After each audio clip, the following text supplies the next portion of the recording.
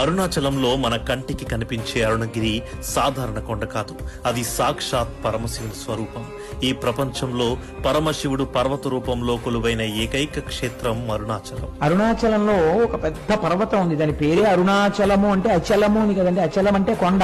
ఒక పెద్ద కొండ ఉంది, దానికి ప్రదక్షిణం చేయాలంటే 14 కిలోమీటర్లు నడవాల్సి ఉంటుంది. ఆ కొండ శివుడే, కొండయే శివుడు. అక్కడ అరుణాచల పాదములు అని పిలుస్తారు ఆ కొండ కింద ఉన్నటువంటి భాగాన్ని. ఆ కొండకి ప్రదక్షిణం చేస్తారు.